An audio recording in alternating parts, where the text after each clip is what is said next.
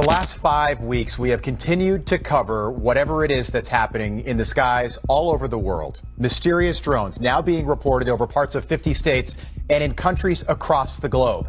And if you followed this story even just a little bit, you'll realize that what people are seeing and recording, this is not stuff that comes from this planet, and the complete silence on this topic from our government has only added fuel to the many theories that are now circulating right now on the internet. Dr. Stephen Greer is back with us. He's the founder of the Disclosure Project. Dr. Greer has been consistent with us for weeks that there is a disclosure coming before the presidential inauguration, which now leaves us with 10 days. Dr. Greer, it's great to have you back. This is where we are right now. A flight crew on a commercial airplane recorded this large orb in the skies while they were at 17,000 feet.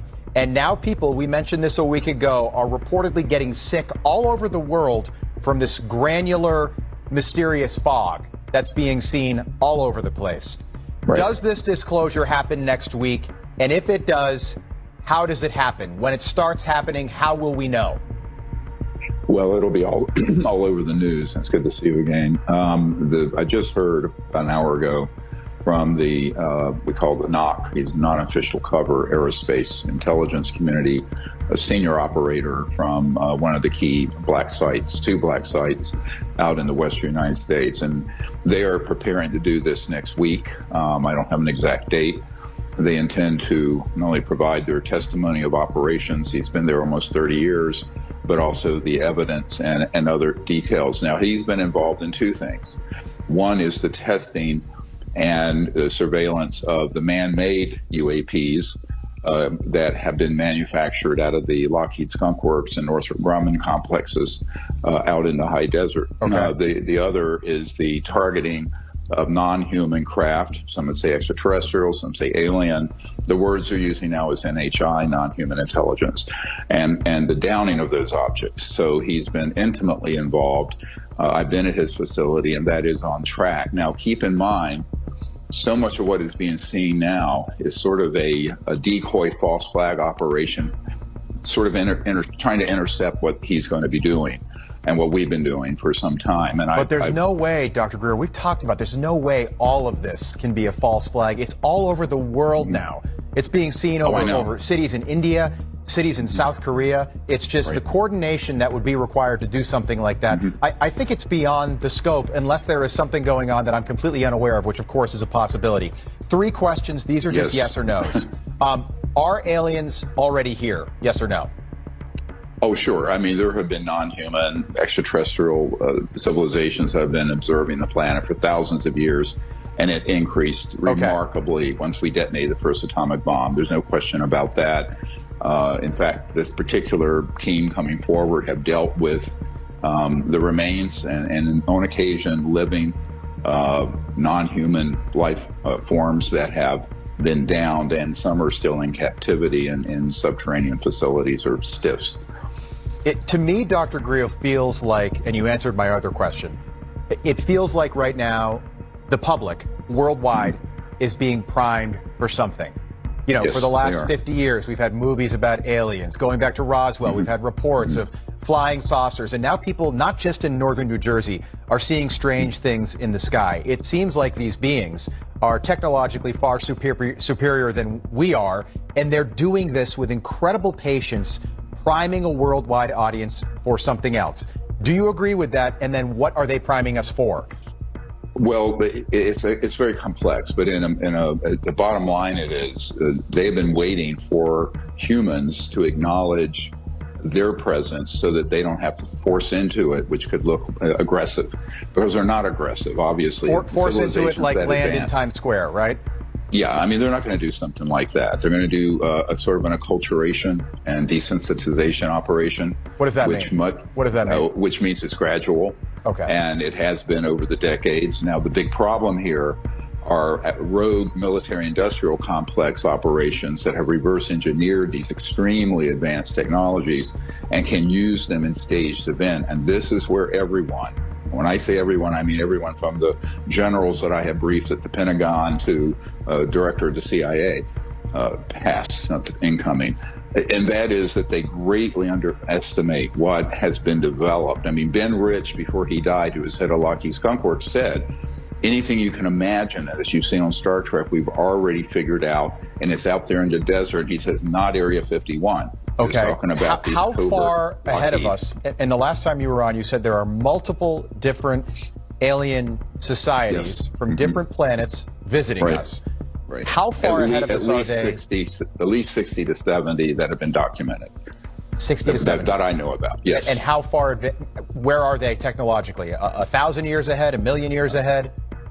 They'd be in the many thousands to millions of years more advanced. And there are different civilizations at different development, both socially, spiritually, and technologically. None of them are hostile, obviously. With the kind of technology they have, they would have, as Congressman Burchett once said, it would be a charcoal briquette floating through space if they were overtly hostile. But they appear to be very concerned with our own hostility and the development of very powerful If they landed, Dr. Greer, could they communicate with us? I'm sure they can. I mean, I don't know how that would exactly take place. It may be some strange, I mean, remember, one of the things that Elon Musk is working on at Neuralink is an interface between thought and machine. Right. Now, I will tell you, this is a big secret that's going to come out very quickly with this team, because they've dealt with this, is that there is a direct interface between technology and consciousness and thought that's been developed by these advanced civilizations. This is not Ma Bell we're talking about here in terms of communication. So it's that's just a prelude. We don't have time to unpack that, but I know about that in a very specialized fashion. Buzz Aldrin landed on the moon, Sea of Tranquility, 1969, Apollo 11. Over the decades, he hinted at several things. One, that aliens are living right now in bases on Antarctica and under the ocean. His words, not mine. The second, that the moon landing in 1969 never actually happened. The third, and most interesting, I think, is that on the dark side of the moon doesn't spin like the Earth. When they orbited in Apollo 11, they photographed and saw with their own eyes structures that clearly were built by somebody. Can you confirm or deny any of that?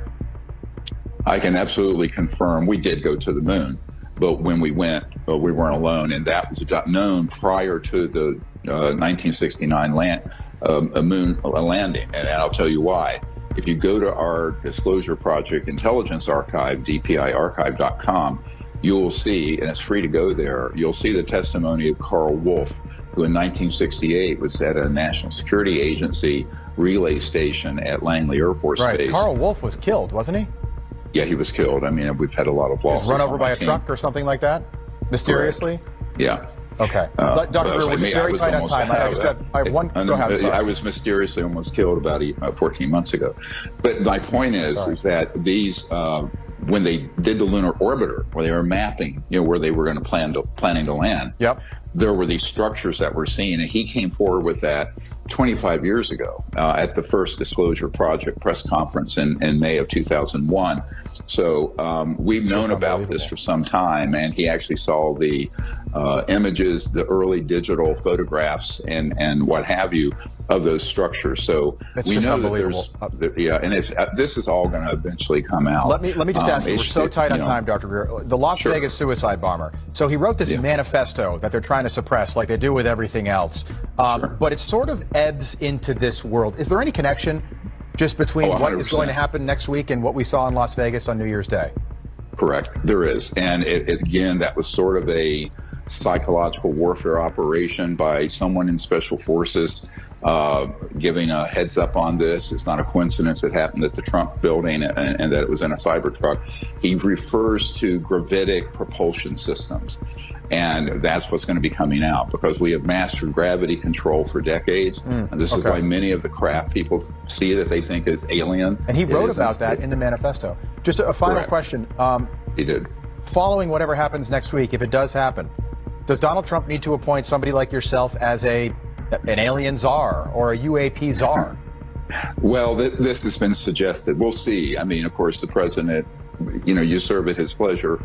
As it is, I've been an unofficial advisor for many administrations on this. And now that this is going to be coming to a head, we'll see if he wants someone to do that. If I would certainly consider it if I was asked, but that has not happened. Dr. Greer, I'm interested to see what's really going on out there. We've got 10 days before the inauguration. As soon as this drops and we get this from this team, we'll send it over to you. All right. Dr. Stephen Greer, have a great weekend. Thank you so much for being with us. We appreciate it as always.